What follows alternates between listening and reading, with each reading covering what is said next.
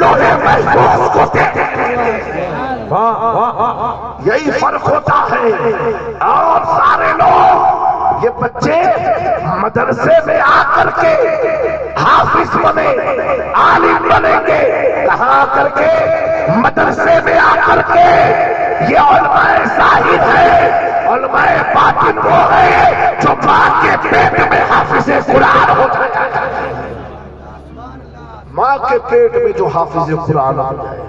آج جس عمر میں ہم سب تک آپ کے بچے گھومتے پھرتے ہیں، انہیں فیوچر پلاننگ نہیں معلوم، اس سے چھوٹی عمر میں 7 سال کی عمر میں مخدوم اشرف جہانگیر سمنانی 7 طریقے سے قرآن کو پڑھنا جانتے تھے۔ کتنے طریقے سے؟ 7 طریقے سے قرآن کی تلاوت فرماتے تھے۔ وہ مخدوم پاک فرماتے ہیں، یہ جو تراب قرآن میں آیا نا، یا لیتنی کنت ترابا، اس آیت میں جو تراب ہے، آپ فرماتے ہیں یہ تراب نام کے ایک شخص ہے، ایک آدمی ہے، بنی اسرائیل میں تھا۔ کہاں تھا؟ بنی اسرائیل میں تھا۔ اور اس کا ذکر اللہ نے قرآن میں کیا ہے کہ سارے مشرک کافر جب دیکھیں گے اسے تو کہیں گے کاش اللہ مجھے بھی تراب بنا دیتا، تراب بنا دیتا۔ مخدوم پاک لکھتے ہیں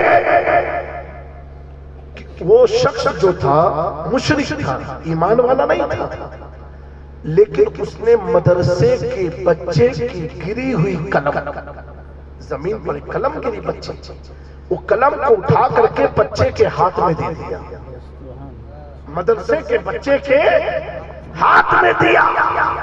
بس وہ تھا مشرک، اللہ کی عبادت نہیں کرتا تھا، نماز روزے کا پابند نہیں تھا، کلمہ نہیں پڑھا تھا، تو کل قیامت کے دن اللہ تعالیٰ اور مشرکوں کو جو عذاب ہوگا اس کے مقابلے اس کے عذاب میں تخفیف کرے گا، کمی کر دے گا، اس کا عذاب کم ہوگا۔ تو سارے مشرک کہیں گے اللہ ہم بھی مشرک ہیں، یہ بھی مشرک ہے، اس کے عذاب میں کمی کیوں ہے؟ تو سارے مشرک کہیں گے یا لیتنی کنت ترابا، اے کاش میں بھی تراب کی طرح ہوتا، میں بھی تراب کی طرح ہوتا۔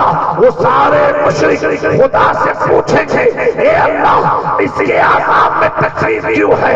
یہ بھی مشرک ہے، ہم بھی مشرک ہے۔ تو خدا فرمائے گا سنو، اگرچہ یہ مشرک ہے، اس نے اپنی زندگی میں مدرسے کے بچے کی گری ہوئی قلم اس کے ہاتھ میں دی تھی، اللہ کو یہ عادت اتنی پسند آئی، اس کی بنیاد پر اس کے عذاب میں تخفیف کرتا۔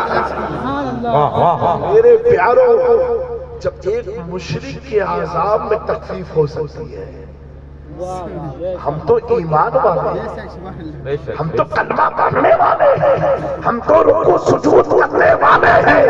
میں ان بچے کے، ان بچوں کے ماں باپ کو مبارکباد پیش کرتا ہوں کہ کبھی مایوس مت ہونا، یہ مت سوچنا کہ تم غریب ہو، تمہارے پاس دولت نہیں ہے، تمہارے پاس مکان نہیں ہے، تمہارے پاس کھیت کھلیان نہیں ہے، یہ ساری چیزیں قبر میں لے جانے کی نہیں ہے، لیکن جو تم نے اپنے بچوں کو سرمایہ دیا ہے، جو تم نے اپنے بچوں کو دین کی تعلیم دی ہے، جو تم نے اپنے بچوں کو حافظ قرآن بنایا ہے، اے ماں باپ تم دنیا میں زندہ ہو تو بھی ان کے قرآن کی برکت سے چمکتے رہو گے، اور جب ساری دنیا تجھے قبر کے حوالے کر کے چلی جائے گی، یہ بچے جب قرآن پڑھیں گے اللہ اس قرآن کے نور سے ان کی قبروں کو روشن کرے گا۔ سبحان اللہ، سبحان اللہ، واہ واہ واہ، ماشاء اللہ، سبحان اللہ۔ میرے دوستو، آج کے اس پرفتن دور میں جہاں مدرسے کو گرانے کی بات ہوتی، ایسے ماحول میں کھیت خلیان مکان تب سلامت ہے جب ہماری مسجد و مدرسہ سلامت ہے۔ آپ کی ذمہ داری ہے سنی اہل سنت کے مدرسے کو مضبوط کرو، انشاءاللہ بولو، بولو انشاءاللہ۔ سرزمین محررہ کا بڑا پیارا نعرہ ہے، آدھی روٹی کھائیں گے بچوں کو پڑھائیں گے۔ میرے پیاروں، یہ بہت بڑا المیہ ہے، ابھی بہت سے نوجوان تھے چلے گئے، کیا ہے آج ہمارے نوجوانوں کا فیوچر کچھ نہیں ہے، ان کا حال کچھ نہیں ہے۔ موبائل نے مارا آپ کے سماج کو چوپٹ کر دیا، موبائل نے ہماری نوجوانوں کی فکر کو محدود کر دیا، موبائل نے ہماری نوجوانوں کو رات بھر بستر پر جگائے رکھا اور صبح پورا دن اسکت آلسی میں اپنے دن کو گزار دیتا ہے۔ نہ اسے روزی کمانے کی کوئی فکر ہے، نہ اسے ماں باپ کی طرف توجہ ہے، نہ بیوی بچوں کی طرف توجہ ہے۔ اے مسلمانوں، ہمارا مقصد، ہمیں اللہ نے ان کھیل لہو لیب کے لیے نہیں پیدا کیا ہے، یہ دنیا میں ہم سب آئے ہیں ایک مقصد ہے۔ امام غزالی فرماتے ہیں وہ مقصد یہ ہے کہ جتنا دن بھی ہمیں دنیا میں رہنا ہے، چاہے 60 سال، 70 سال، 80 سال، اسی 80 سال میں ہمیں آخرت کی تیاری کرنا ہے۔ امام غزالی نے فرمایا آخرت کتنے سال کی ہے کسی کو نہیں معلوم، 1000 سال، 2000 سال، 500 سال، کسی کو نہیں معلوم۔ اسی 80 سال میں ہزاروں سال کی ہمیں تیاری کرنی ہے۔ اے میری قوم کے لوگوں، اگر ہم غفلت کی نیند سوتے رہے، آج بہت بڑی پلاننگ چل رہی ہے۔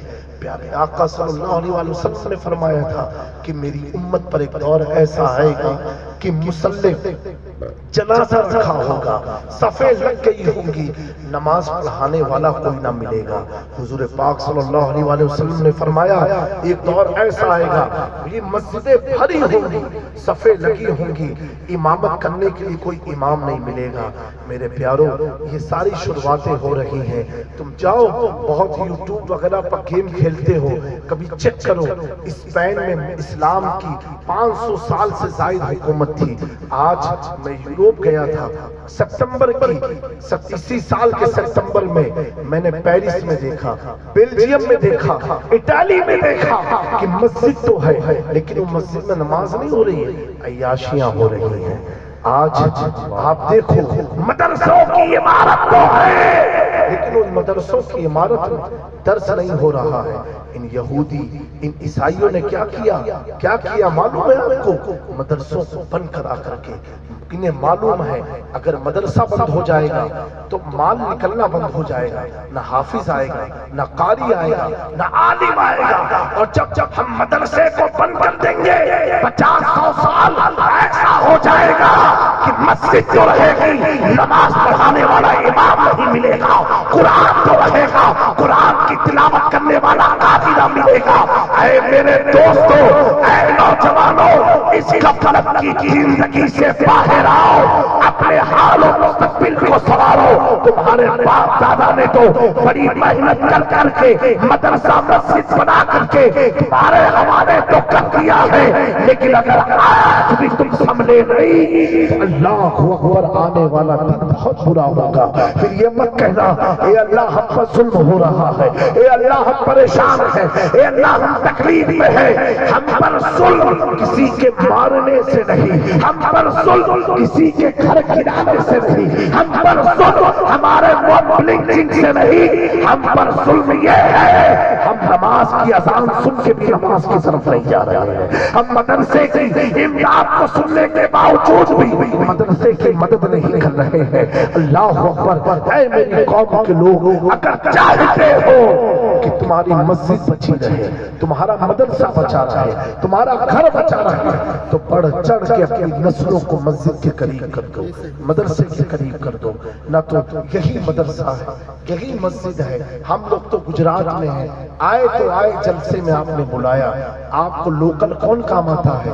آپ کے امام کام آتے ہیں، اسی مدرسے کے بچے قرآن خوانی میں کام آتے ہیں، اسی مدرسے کے اساتذہ آپ کی میت میں کام آئیں گے، آپ کے نکاح خوانی میں کام آئیں گے، آپ کے ہر زندگی شرعی مسائل بتانے میں کام آئیں گے۔ میرے پیاروں اپنے ادارے کو خوب مضبوط کرو، اس کی ایک پلاننگ بناؤ، اس طریقے کی پلاننگ بناؤ، بس آدھی روٹی کھائیں گے بچوں کو پڑھائیں گے، مضبوط کرو۔ اللہ تبارک و تعالیٰ ان چند کلمات پر ہم سب کو عمل کی توفیق عطا فرمائے، اور مولانا سعدی صاحب جب دوبارہ کبھی بلائیں تو وقت 11 بجے ہمیں خطاب کرنے کی اللہ تعالیٰ ان کے ذریعے توفیق عطا فرمائے انشاءاللہ۔ وما علینا الا البلاغ۔ میں ایک بار پھر ان 5 بچوں کے ماں باپ کو دل کی گہرائیوں سے مبارکبادی پیش کرتا ہوں۔ ہمارے